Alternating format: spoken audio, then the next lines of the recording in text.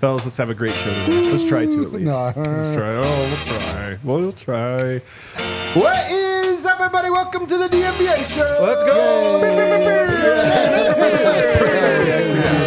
Of course. Guys, we are live from the Toyota Lounge, presented by your Front Range Toyota stores. Toyota, the official vehicle of DNVR. Having myself a very Toyota day, and that it's great.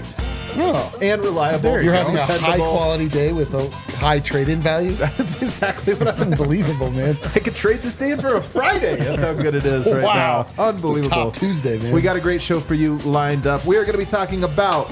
Well, I've been wanting to talk about this for a month. Kyle Filipowski. Benching Jokic. We're talking about him. Benching Jokic. We're talking about a bench version of Jokic the Nuggets could draft, and Kyle Filipowski. We're also going to talk about a new shoe deal. Kyrie's dad just got one. You've been clamoring to talk about that for a month? That's not it. We're also going to talk about the TV rights deal. Okay. TNT going away. My beloved TNT. What does that mean? To help us, a media expert himself. Wow. Kyle Deaver. Colin Deaver. Colin Deaver. God, Jesus Christ.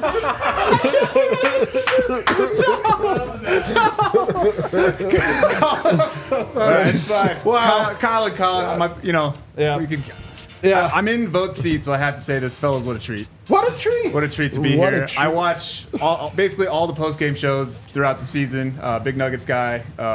When I get off work from my job as a local TV guy in El Paso, Texas, go home, I watch the fast recap of the Nuggets games on the NBA app, and then go watch you guys. So Hell yeah, dude. it's cool to be here. I love the setup. The first time in the bar, first time in the studio.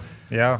People who don't understand don't know how difficult it is to set all of this up, all the technical stuff. So I just wanted to tell you guys, I really appreciate all the Glad to have you here, Kyle. Hell yeah, dude. Shut the fuck up. Should I get a name tag? Should I get a name tag? Kyle Deaver? Thanks, Kyle. Enjoy Brandon vote seat over there. To be fair, though, none of us know, except for Kale, how any of this works either. So we'd be screwed to lose him. Over here, we've got D-Line. That's right, guys. The off season is on. It's time to...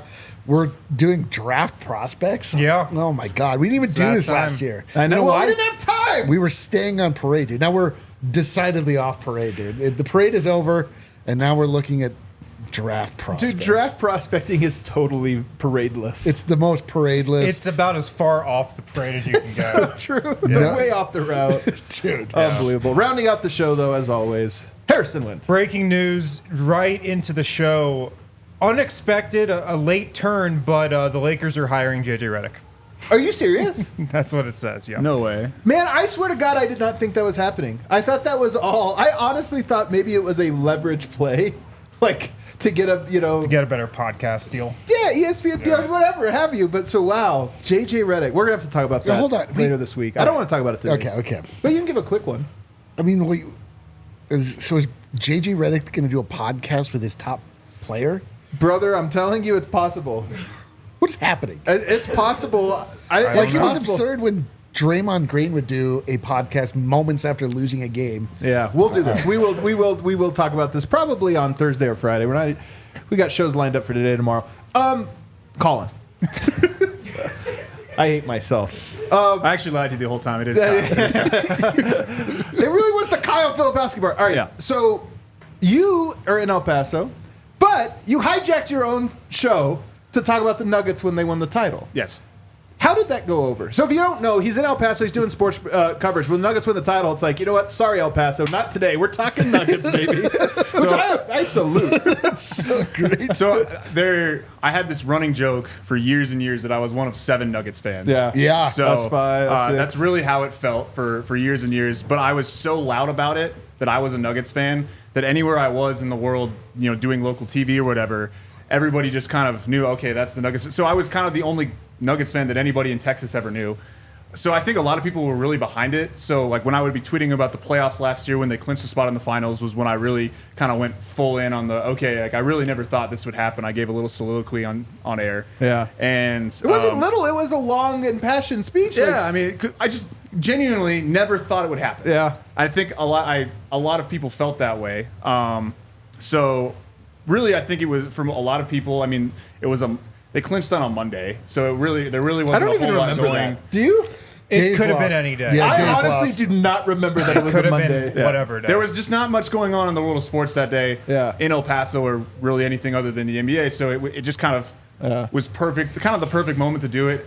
More or less, people were just happy for me. Yeah. I think it's what it What was. does go on in El Paso? A lot, actually. I'm curious. There's over 1 million people that live there. Okay. It's just kind of in the middle of the desert. It's like Dune, you know? I mean, there's just Just like Dune, yeah.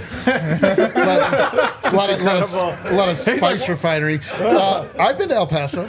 You've been to El Paso? I've been to El Paso. there's more going on than people realize. Is Okay. what I would say. Yeah. I didn't know that there was spice refinery going on, but I did enjoy my time Got there. chilies Going to mainly El with Paso? I know spice.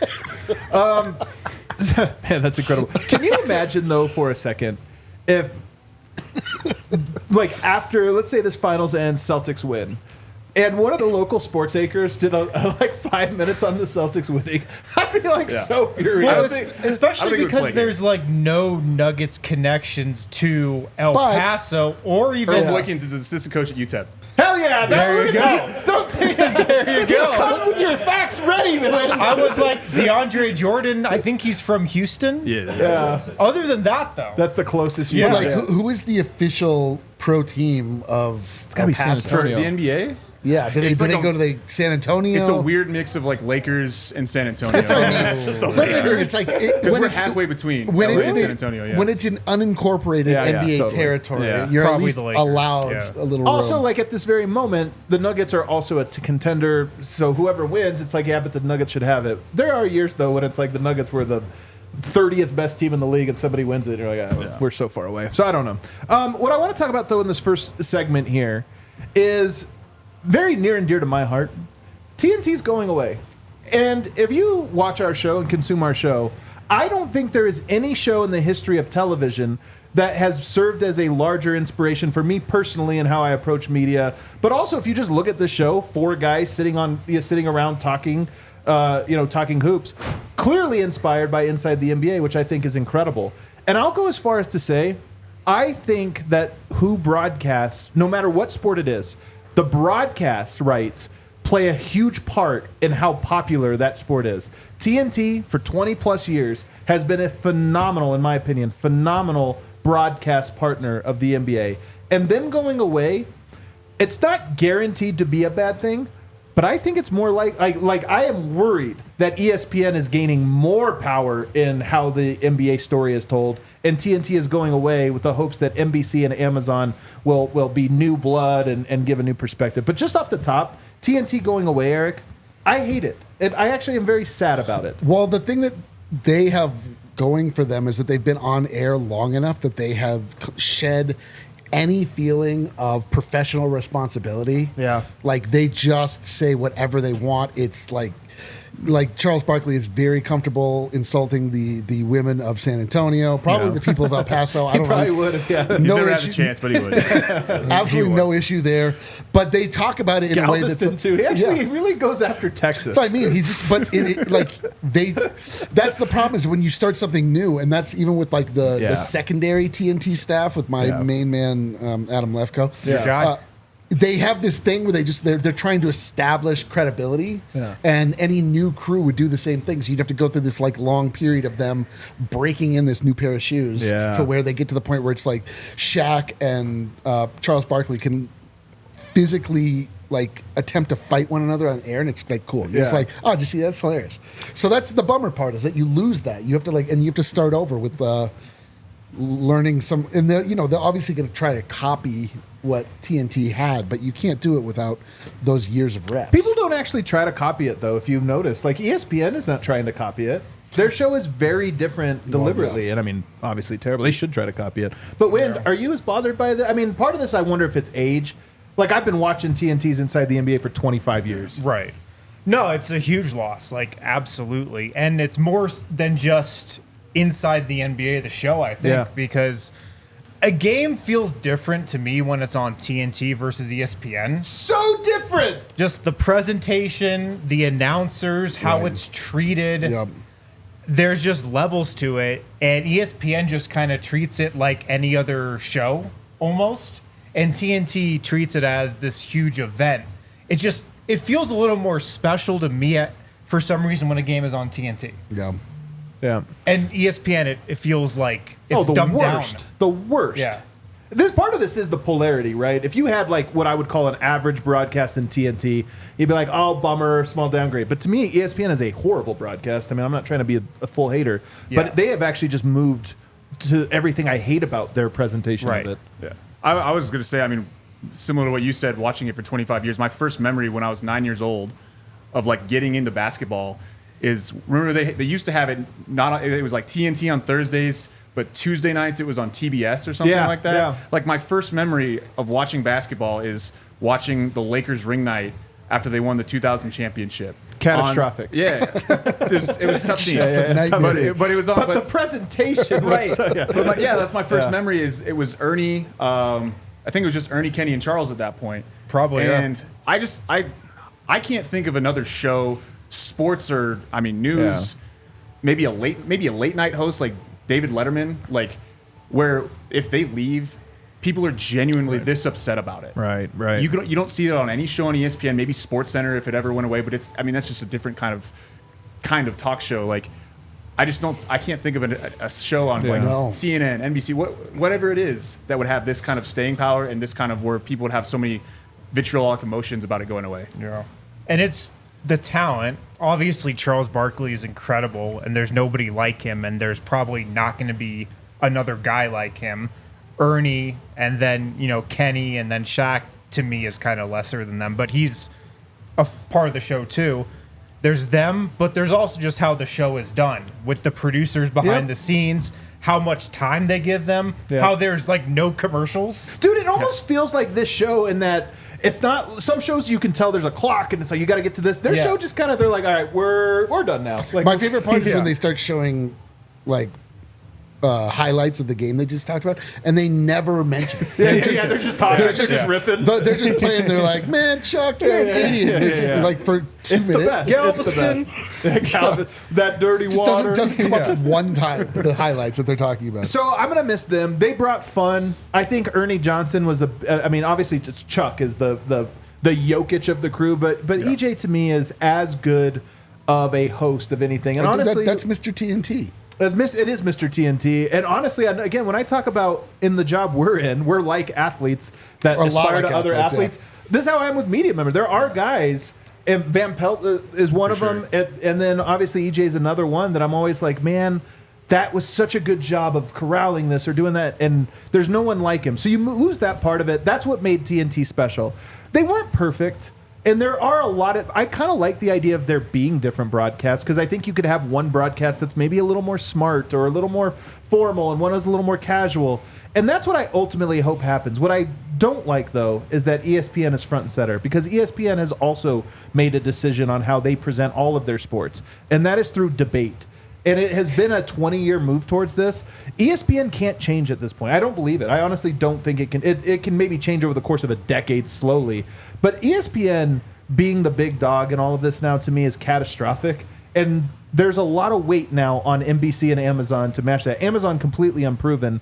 NBC's been out the game for a while, but I'm at least hopeful. They have had good broadcasts in the past. With football, NBC Sunday night is great.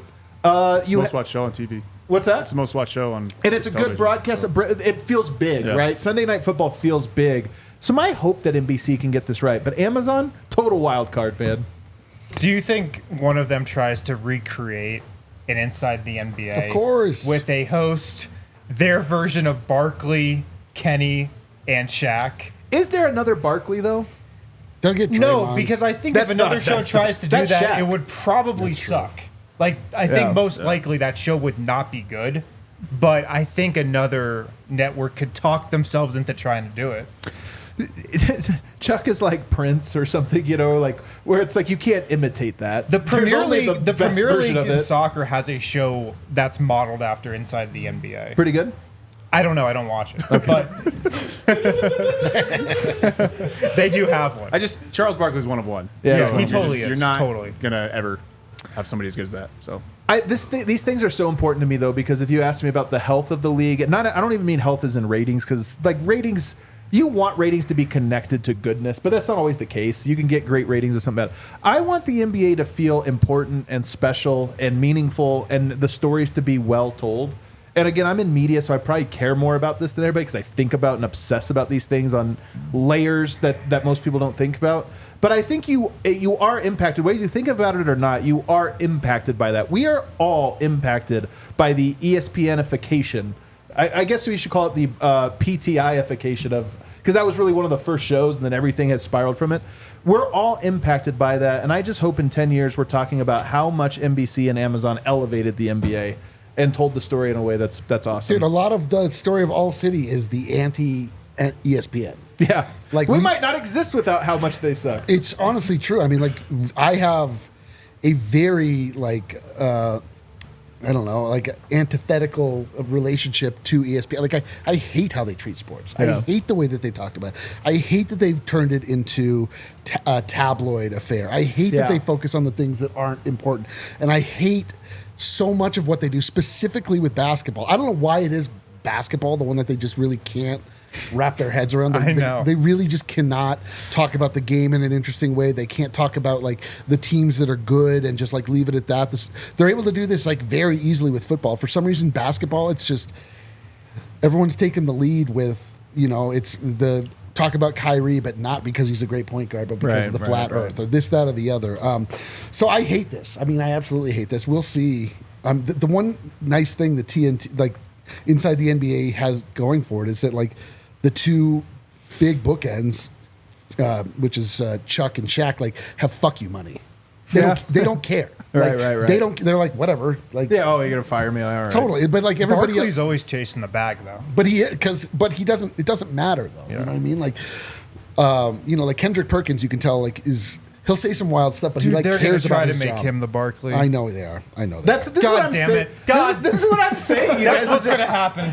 The B It's version. Perkins. The B version of Charles Barkley God. actually sucks. So that's the thing. It's only Chuck can be that because he's above the because he has threshold. like 3 folksy sounding sayings. And also, don't you remember when somebody put that clip together that said he's the funniest person to ever live? He might be. He's actually that funny and that consistently great and sharp. Doesn't he have written into his contract at TNT that if like the show were, this was really smart by him and whoever did it for him, but like he has written into his contract that if TNT's inside the NBA ever went away, he's immediately a free agent and can go wherever he wants to go. Yeah. I don't know if Kenny and Shaq do. I don't think Ernie Johnson does, so he would be locked into TNT, but like Barkley could potentially whatever happens at NBC or Amazon, like they could just potentially swoop in and grab him. Kenny's replaceable to me. Shaq is very replaceable. In fact, Shaq's not bad. Sometimes he plays the hype man well. You know, he'll hype. He's too prideful. He's way too prideful, but he has evolved into the guy that, well, where are they going, Chuck? Like he'll set Chuck, he'll throw the lob, like, and then laugh. I always compliment you. I always appreciate how easy you are to make laugh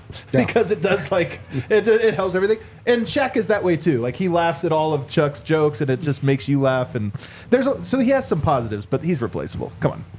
I'll go on that show and laugh at Chuck's jokes. Way to go, Chuck.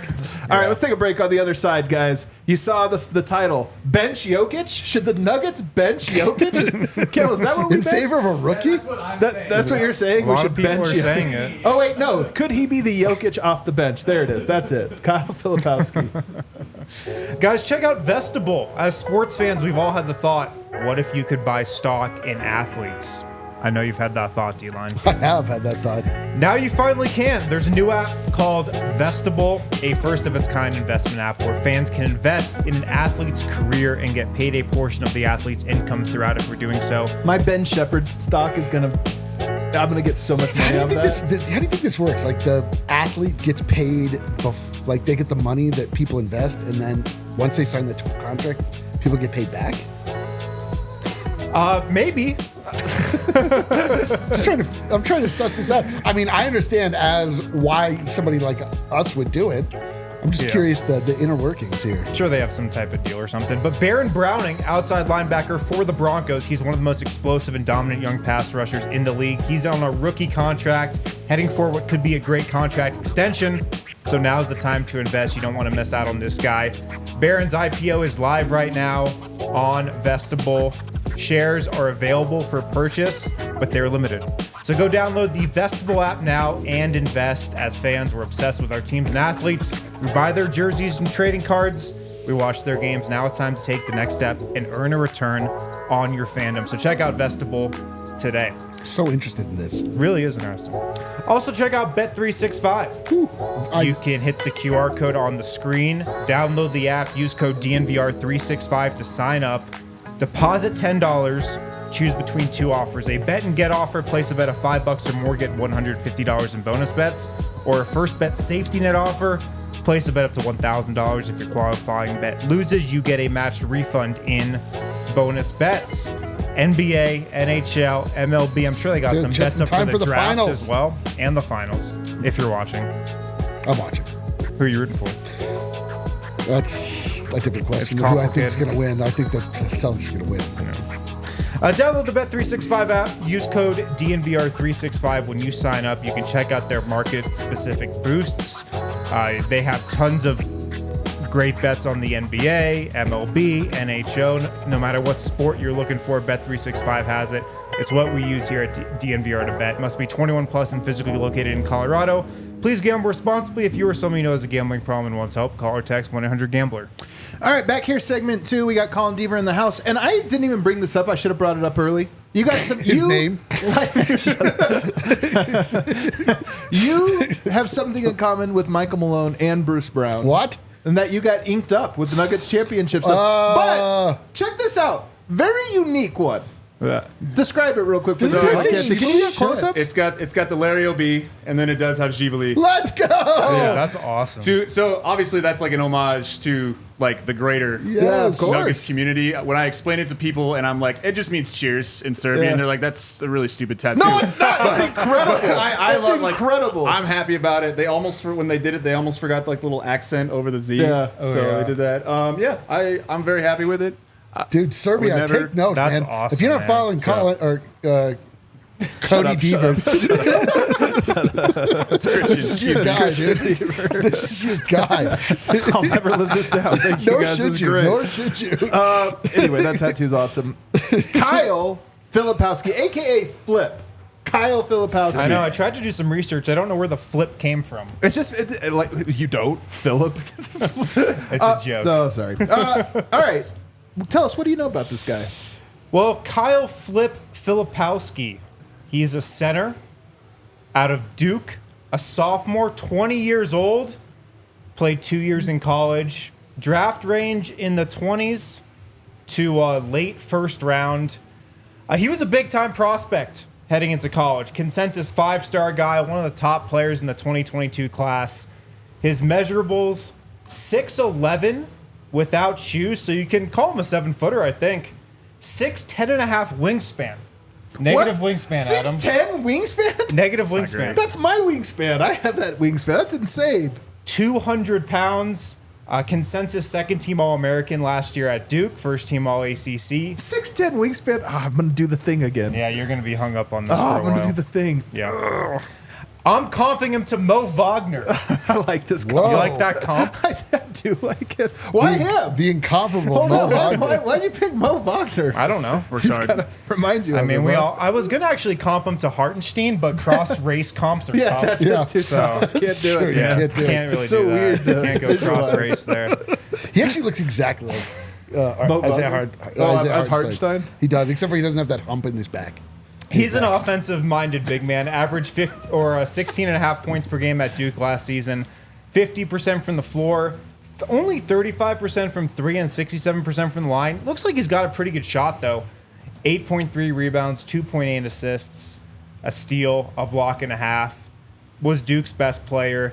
And, his strengths, multi-skilled big man. Can pass, dribble, shoot.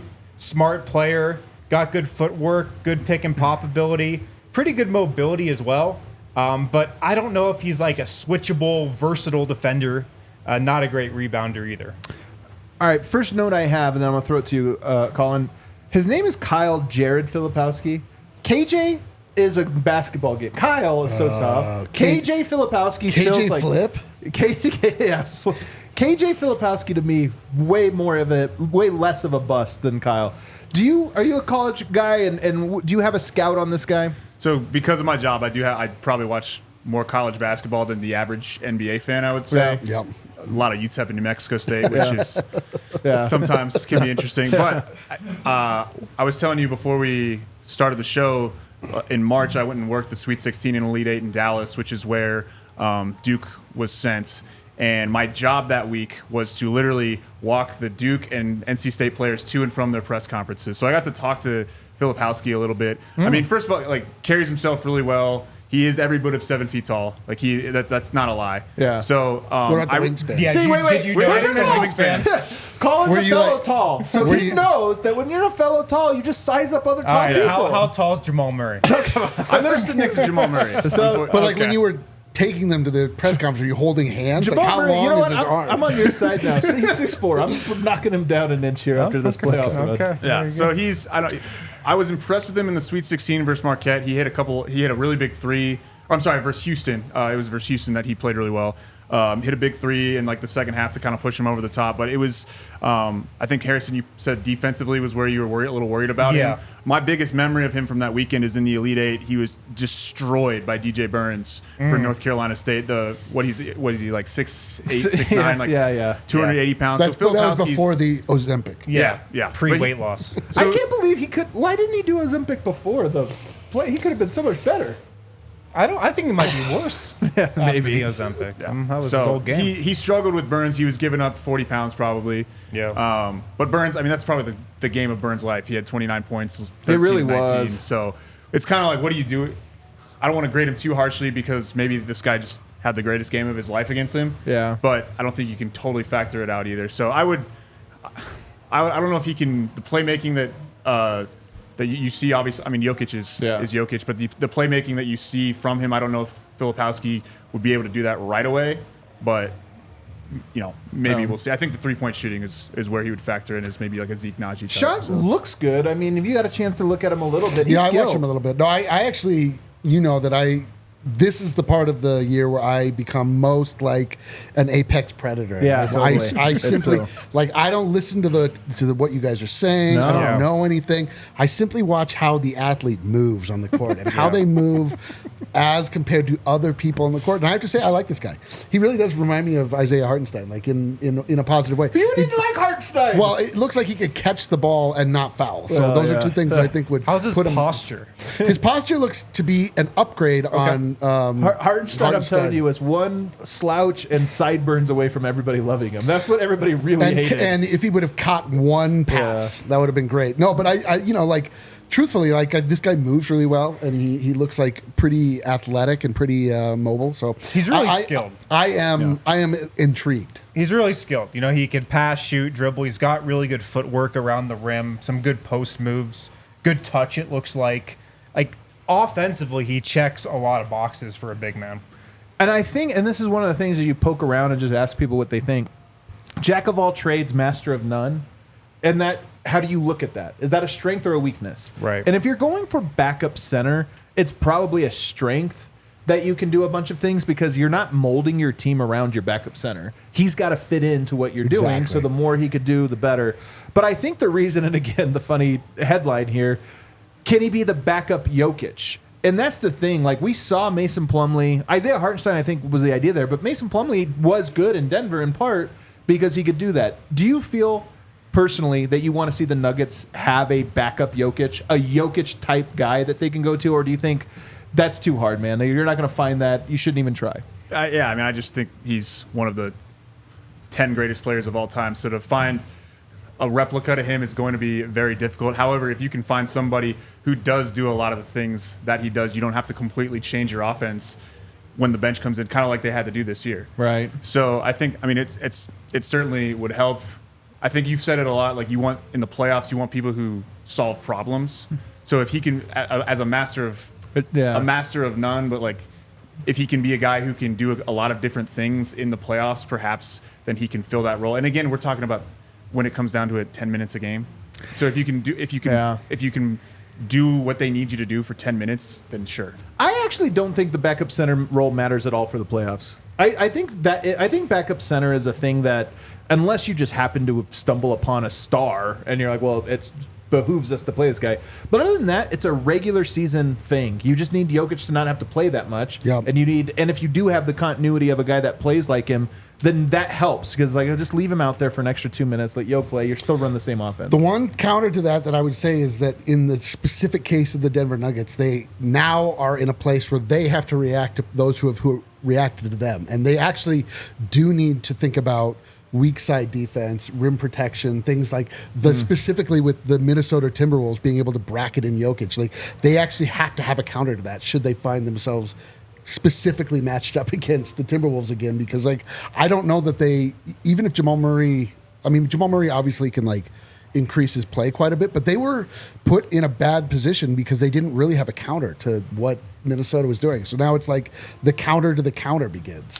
But at the same time, Denver was so close. I look at Denver and I go, they did a D- job in that Wolves They would have series. lost to the goddamn Spurs, and they would have been on the other side of the bracket. We'd have been stay on parade. I actually think that it's even less that. They were up 3-2, and they were up 20 in the second They're half. up 20 against the Spurs. Like, part of me really does go, because I agree with you that the Wolves are a really tough problem.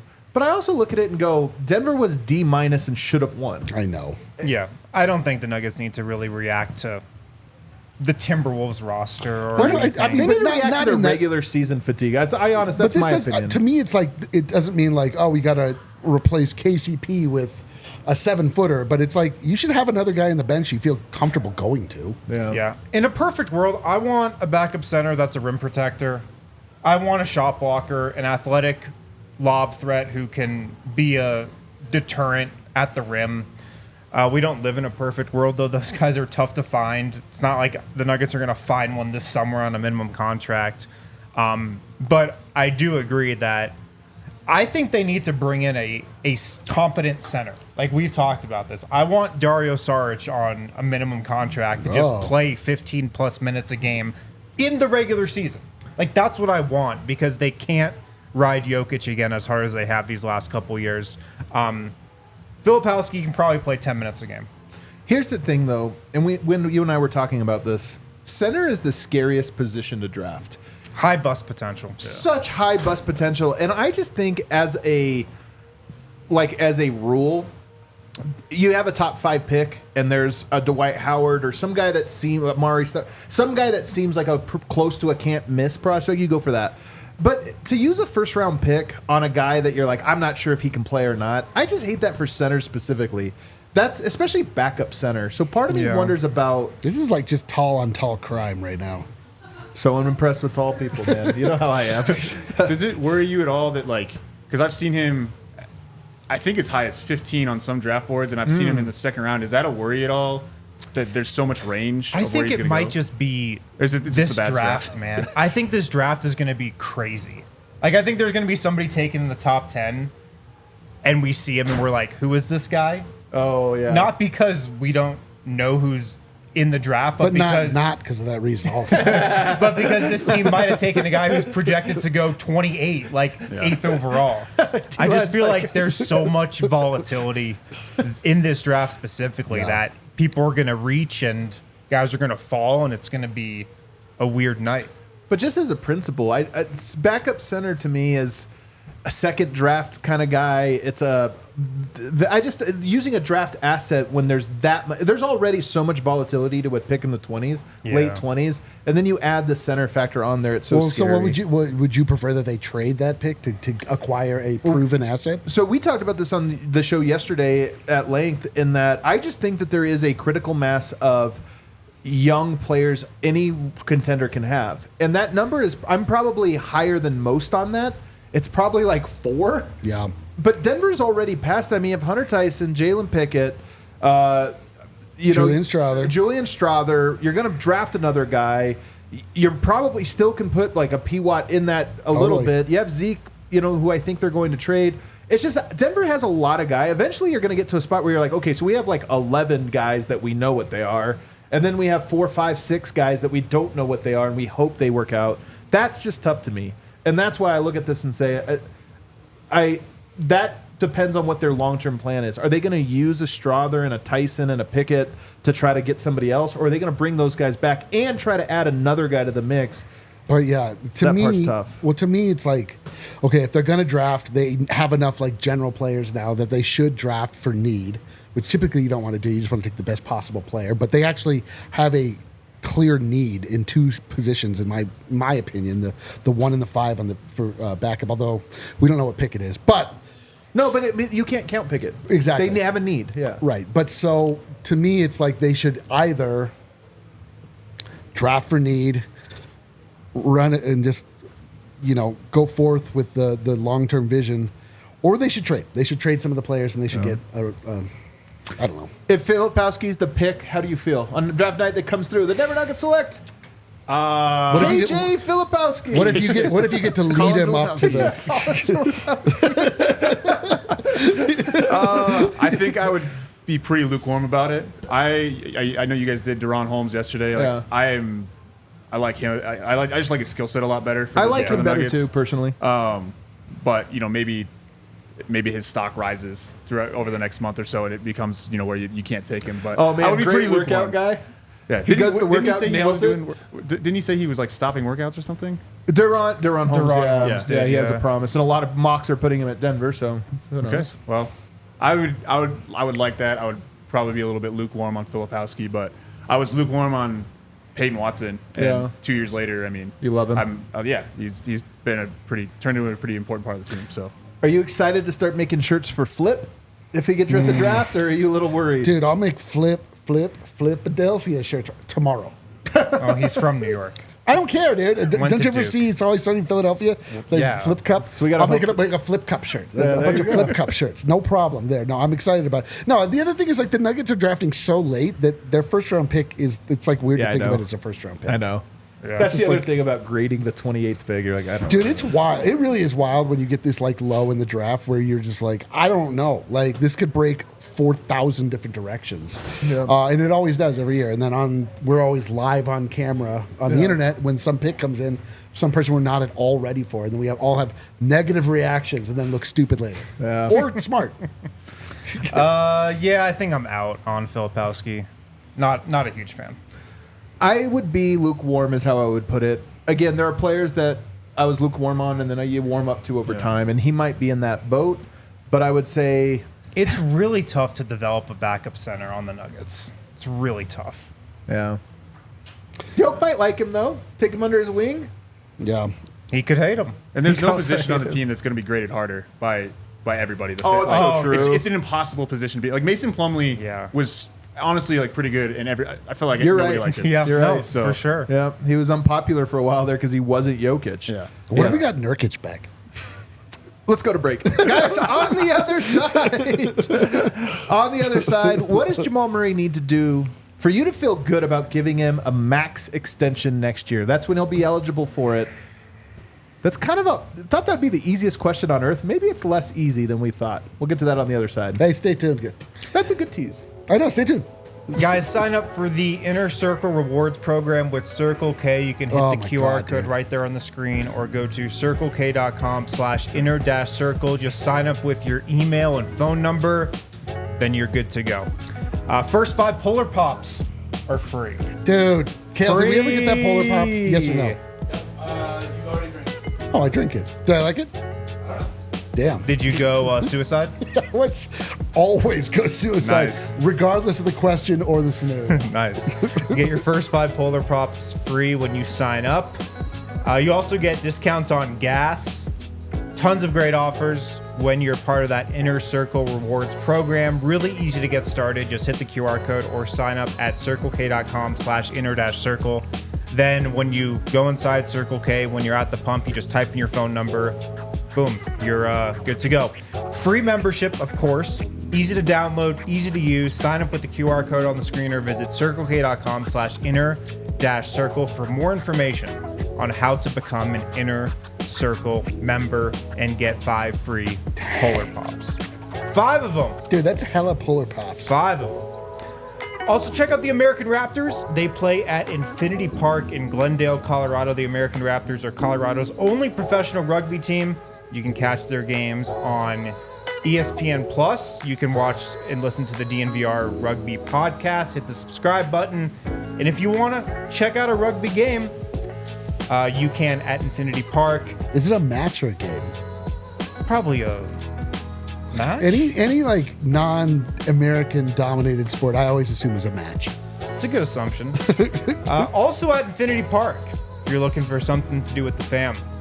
Their first movie night of 2024 on June 10th. Teenage Mutant Ninja Turtles. Dude, imagine pulling up to that bad boy with 5 free Polar Pops. 5 of them. Gates open at 6 p.m. Movie starts at 7 p.m. Check it out at Infinity Park. That's awesome. All the movie nights are free. That's so awesome. All right, so here we are back, segment 3, and now the question becomes about Jamal Murray. He's the question all year, all summer long, really. Yep. He's going to be, we might talk about Jamal Murray every episode. He's been the running mate now for the entirety of the Jokic era. Conch has 1 more year left on his deal. How confident would you be in offering him a max contract extension as of right now? Is there anything that could happen? I mean, obviously you probably end up making him the offer this summer, but is there something that would make you nervous if he was your max guy next year and it happened? So hold on, you're saying they would offer it to him this summer before next year? I think this is the earliest they can offer him the max is this summer. They can offer him the max. So, like, if they did that, oh man, it's gonna be like $50 million a year, I believe. That would make me uncomfortable. He's got to still prove it, man. He's still got. I mean, he has. The resume is impressive yet incomplete. Like, his highs have been higher than anything I've ever really seen in a skill player that's not Jokic. But there's been a lot of lows, and there's been a lot of like just sort of like in between middle ground. My faith is shaken after this most recent run where we got, sort of like tepid Jamal Murray all year, all expecting that we were just going to get playoff Murray and, the band would play on and that's how it goes. And we didn't get it. So now you're starting to be like, okay, wow, all right. Who is this guy exactly? I mean, I do think he's a max player. Is he a super max player? Not super max, just max though. I'm just saying, if you commit to that, he's going to be 28 next year. Oh, boy. He's going to be 28. It's a tough position. I saw a stat. Oh, I guess we'll talk about it a little bit tomorrow. You need a running mate. At some point, I mean, like I said, I think even Jokic is starting to get to the point where he's like, yeah, I don't have an all-star. Yep. It could kind of be nice to have one. I mean, this conversation's a little crazy to me, I feel like. Right now, you max him. Absolutely. He's a max player. You just won a championship with him last year. Yep. He came up short in the playoffs this season. Yeah, he did. He's got to prove himself again next year in the playoffs. He's got to prove that he is still Jamal Murray. And I think there's a chance he still is. I still think... Yeah, I do too. There's definitely a chance. There's no question. I still think the biggest reason why he wasn't Jamal Murray in the playoffs is the injury and the wear and tear. I think that's reason number 1. But is he injury prone? Yes. Yes. So, I mean, does that have to be factored in? Of course it's factored in. Of course. But... I mean, right now, he's a max player. Like, I think it's kind of crazy to think about just like not giving him that and trying to get him for like less than that. The only thing I completely because you can't get him for less. But I completely agree with that notion. But it is like this is the first season I have pause, and it's not just an immediate automatic for me. Do you think it's as easy as if he comes up big in the playoffs or not? Or do you feel like there's something to like this 20-point per game, 21-point per game version of Murray? Should they expect more from him in the regular season? I mean, I think it's certainly fair to ask for that, especially if you're going to be giving a guy the max deal if it's $50 million a year. So much money. I think it's certainly fair to be like, hey, dude, can you make a third team All-NBA? Can you make an All-Star team in the regular season? All that said, can you make us not terrible when Jokic takes 3 minutes of a rest in the second quarter? Right. All that said, he has been obviously he's the second most important player on a team that's won the first championship in team history. He is going to be beloved because of that. Mike Malone obviously has said for years what was the quote? He's ours. You're ours or something. Yeah. So I think at this point the franchise is bought in on him. You have to. I think you have to be. I understand the arguments for it, but I'm kind of in line with Harrison on it. Like you have to do it. And also, if you choose not to do it, who are you getting? Like that part of it, it's hard to do these thought experiments because that's the right answer. You have no choice. Of course, you have to do it. But the real question is, if you're going to commit to Jokic halfway through his prime, you're just going to commit to the second half now and say that's who we want to be the second star to Jokic is this guy. And if you just look at the last 5 years, Bubble, you make a run to the conference finals, he's unbelievable. He's exactly what you need. Misses the next two, comes back, is exactly what you need. You win a title. Was not nearly that this year. So you look at that and go, 3 years was a no, 2 years was a yes. Is that what you're investing in? If you give $50 million over 5 years, are you investing in 2 of those are going to be good, 3 of them not, and hope the 2 years that are good you win? Sure. And I think really what it is we're talking about 12. It was a 12-game playoff run this year that were below the astronomical standard that he has set for himself in every other playoff run, basically. So I think that was the calf injury had so much more to do with it than maybe we're allowing it to say. Maybe he was letting on. So I just think you have to go off of really what has been the track record when he's been healthy, is that he's the second most important player, sometimes the best player on any given night on a title team. So. My thing is, Murray to me is exactly who the Nuggets need. But Murray isn't always Murray. Murray has to be it. And so your bet, when you're talking about maxing, and Yoke's career in Denver comes down to this one factor more than anything else, is Jamal your guy? My thing is, are we sure he's going to become that guy again? I just don't know. I don't know what motivates people. And when they show me that they can have a year where they are less motivated than what it takes, I look at it just scares me. I go, well, then he's going to be next year, though. I still think there's a better chance than not that he's closer to playoff Murray next year. Next year's playoffs. And returns to that, yeah. Next year's playoffs. But what about the regular season? I don't know, but I just don't think it matters. It doesn't matter. It has in the past, but Yoke's getting old. Like, Yoke's getting old, man. Right, but I mean, you could have this Jamal Murray in the regular season and still find ways to not ride Nikola Jokic as hard. Yeah, that's true. Like, there are many ways to do that. Like, maybe playing another guy with the bench that's not Reggie Jackson or Peyton Watson or Christian Brown next to Jamal Murray. That would work too. Yeah, I mean, I just think it's a pretty easy answer right now. It will determine, like, what happens in the playoffs next year. Like, that obviously will say a lot. That's what everything's going to be leading up to over the next 12 months, pretty much, 10 months. Like, nothing that happens in the regular season, it will be data points for sure, but nothing's really going to matter until the playoffs, and we find out if Jamal Murray is who he was last year, or if he is who he was in 2023. That's what's going to matter. On tomorrow's show, we're going to have Jake Coyne on, who always does a very good job. Finally a good guest. We're going to have Kyle Coyne on, and it's going to be great. Can't wait to talk to Kyle tomorrow. Yeah, maybe tune back in tomorrow, everyone. Yeah, but one of the things that he pointed out in his off-season article was how long Jokic has gone without playing with another All-Star and how rare it is.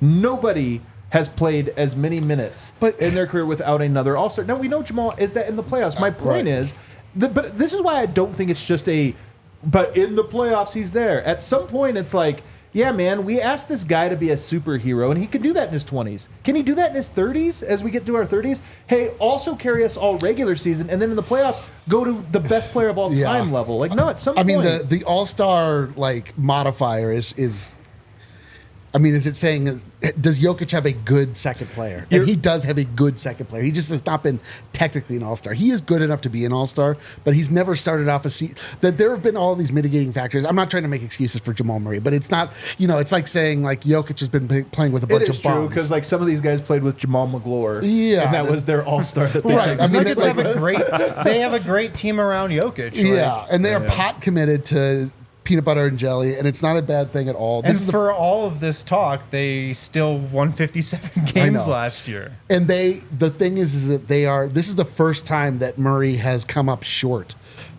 when something was expected of him. In the playoffs, but he has come up short in the regular season, and this is my point. But the Nuggets were not ready. It matters. No, but this is the first time when it was the Nuggets were expected to do something, and they came up short.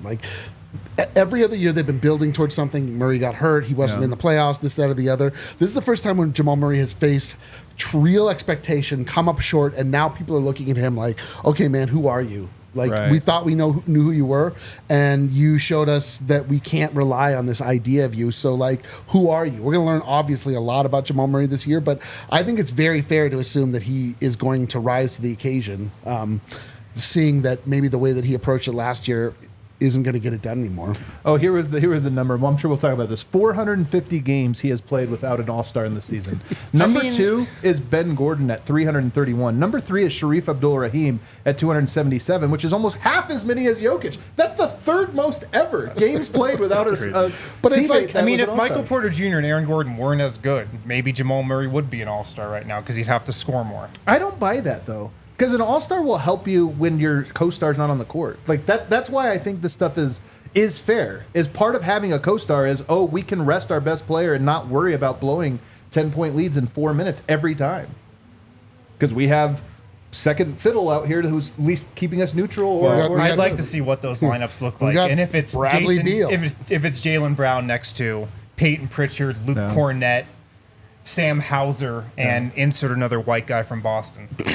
That's pretty much the Nuggets bench that Jamal Murray's playing with. I think that this is the argument that I don't know if you can compare that really. This is the argument that I think is very fair one, and I think it's a good one. That some of this does, in my opinion, fall on Jamal and his inability to carry, but not all of it. Some of it falls on, for whatever reason, the philosophy of the Nuggets bench has been 4 bench guys, some of them terrible, and then just hope that somebody saves it, and they don't.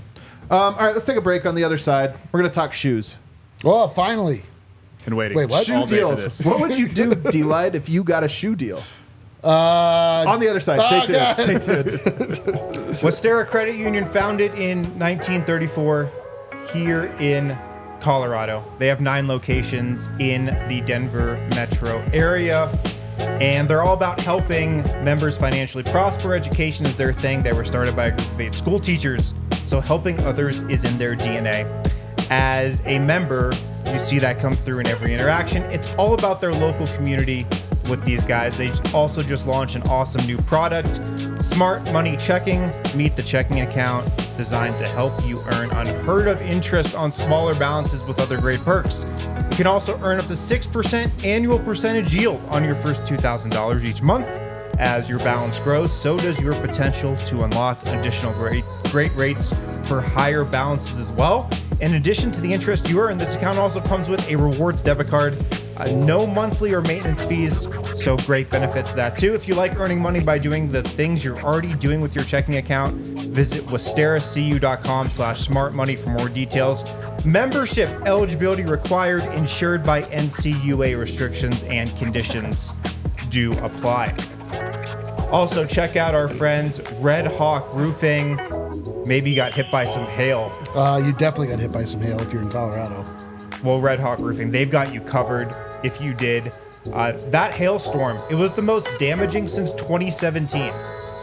If you need repairs, Red Hawk Roofing is here. They'll take care of you. They'll also offer a free consultation. So if you need help with the hail, Red Hawk Roofing has your back.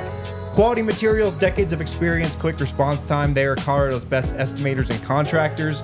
They're huge DNVR supporters. You'll see them here at the bar all the time. Free no obligation roof and property inspections. Free in-depth photo reports for all inspections. They'll give you a free upgrade to a hail impact resistant shingle as well. Check them out, Red Hawk Roofing, redhawkroofing.com, 720-771-8921. Tell them DNVR sent you. All right, back here, final segment. We're joined by Colin Deaver. Here you go. So Shams Charania is reporting today that Kyrie Irving has signed someone to his shoe, he's signed someone to a shoe deal. His father, Drederick Irving, who played at the University of Boston and then professionally in Australia, he is getting his own signature shoe, his dad. I have no idea if anybody's going to buy these. I guess if they look cool. Definitely outside the box to sign your dad to a shoe deal. Sort of interesting. First of all, what do you think of this? It's so weird. I feel like he could have just gotten him a lifetime supply of Nike IDs. Why would you try to sign the dad though? You're trying to move shoes and it's your, I don't know, very weird one. I mean, it's certainly, I think it's a really cool gesture. I think it's just, more than anything, it's probably just a dad, thanks for everything over the course of my life. Let's try to see if people will buy this shoe that I'm naming after you and that you're designing. Other than that, I mean, I don't know what the capitalistic gains would be. Just cut him a check. I know. It's like the episode of The Simpsons where Homer got to design his own car, and it bankrupted the company.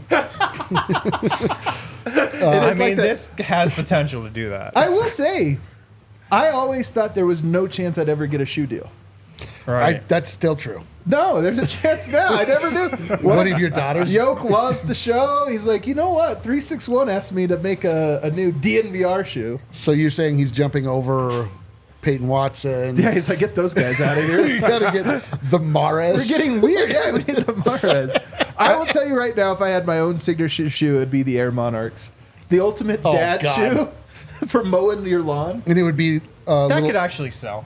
And it would be a little taller than other shoes. A little taller. Every time we make a shirt out, I was like, can we get it tall?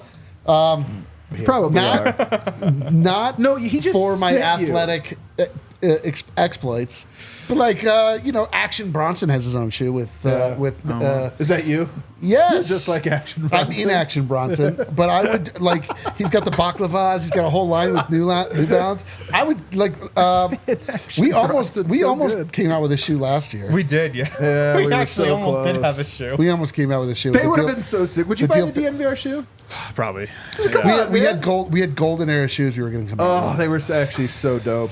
Anyway, They were like $400 or something. I don't but they were understand expensive. what's going on with this. Yeah, like, when I saw this tweet come across, I was like, this what? is like something that you like. You're like, Dad, let's do this together, but you don't like make a big to do it. How high was he when he thought of this idea? I don't know. On incense. Yeah. We're the wrong people to really ask about that. It's not the biggest shoe. We need Dev here. But I will say that the shoe game seems to have I think we've passed peak shoe. There's so many companies now, and the interests are so divided, so much more global, that I do look at this sometimes, and I'm like, Yoke's like Squidward shoes and stuff or whatever. Everything's so far afield now. Yeah. You know what I mean? I just wonder if it'll ever have that same thing. But I don't know. Signing a dad. What do the Air Harrisons look like? The Arisons. Well, that's a great question. What do you think, D-Line? I think that they're very sturdy, not too flashy, a reasonable color, probably a navy with a white. You can pair them with slacks.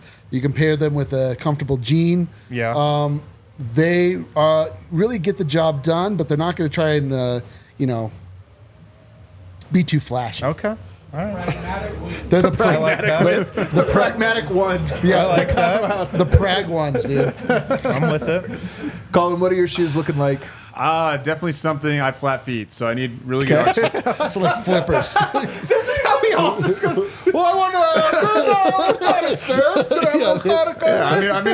I'm in my 30s now, so I'm thinking about other things. But something to help my flat feet. I mean, certainly want something stylish. I was gonna say I'm wearing them right now, the New Balance 550s. Yeah. I got a lot of shit for it when I first started wearing Dude, them. I have the exact same shoe. They're so comfortable. But our guys from Chicago came, and after they were drinking a little bit, they were like, "Man, those shoes should come with grass stains." And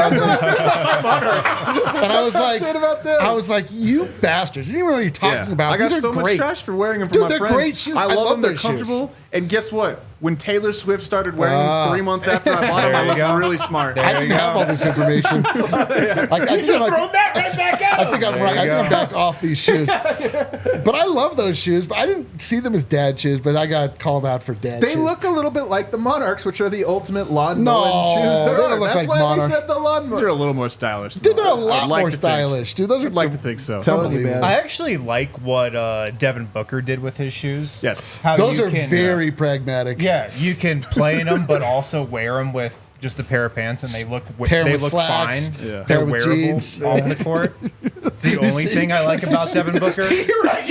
They were so pragmatic. It's incredibly pragmatic shoe. That'd be the type of shoe I would go for. Big surprise. That's incredible. Yeah, I'm just saying, man. We might get a shoe deal at some point. You never know. We're definitely going to get a shoe almost deal. had one. Yeah, we literally had Are one. you allowed to tell this story about the shoe? Soul Savvy, we had them as for a partner for a little while, and they wanted to do a shoe with us, and then like somehow or another the partnership fell apart. But I had like They were done. Air Force. What were they? Air Force. No, Ones? they were like based. Oh, they're their own shoe. That's They right. they had their own silhouette, but they were like loosely based on Nike Blazer. Oh, okay. And High top? I made the middle panel gold, and I had like all of our icons that represented like embossed in the This leather. would be the opposite of the shoe I would wear. Yeah, This would be the opposite of Very the, flashy of shoe. the pragmatic. But But they they a lot were, of attention. but I was designing them more to be like trophies. Like Yeah. you'd be like, and now as time has passed and Donald Trump dropped his shoes that were gold, I was like, Really? He did. man, I really dodged a bullet on that one. You drop another shoe. Trump drops it the next day, the exact same looking shoe. You're like, oh my God. I was like, maybe. Can't cancel that over. Incredible. Okay, we have a super chat. One sicko? One sicko. Oh, hell yeah. Actually for Kyle. It's for Kyle? Let's go, Kyle. Oh, wow. Go ahead and read it. All right, super chat from Sir Sketch. Great seeing Colin on the show. Durango represent. Demons for life. That's our mascot. That's right.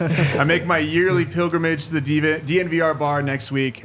Sad I missed catching up. So this guy, I hope he doesn't mind. His real name is Ray Romero. Okay, now we know he's always You actually know Sir Sketch. We met Sir Sketch a million times. Yeah, he's really cool. Big Nuggets fan. Like this in high school. Again, he was one of the 7 Nuggets fans I was talking about. Nice. So Nice. the 02-03 season when it was I don't even remember the year before Melo.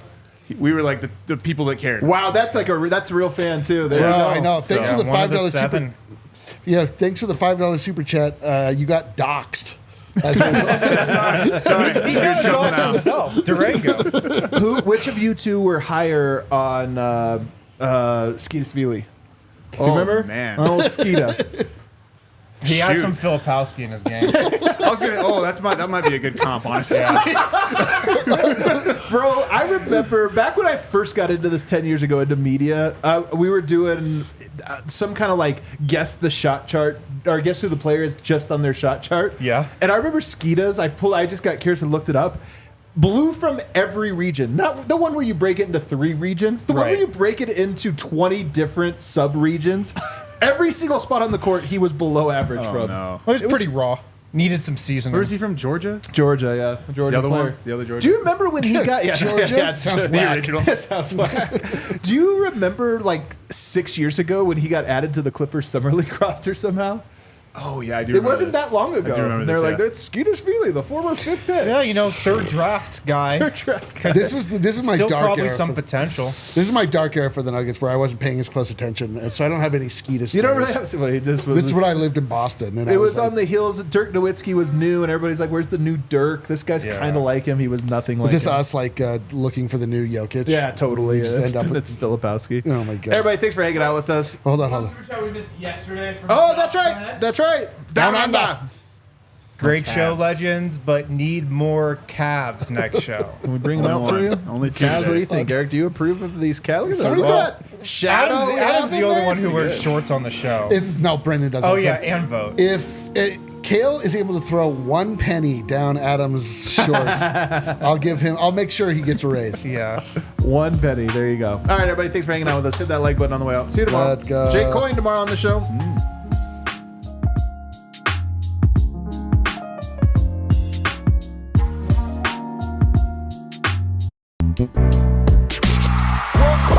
We all silly like the mayor.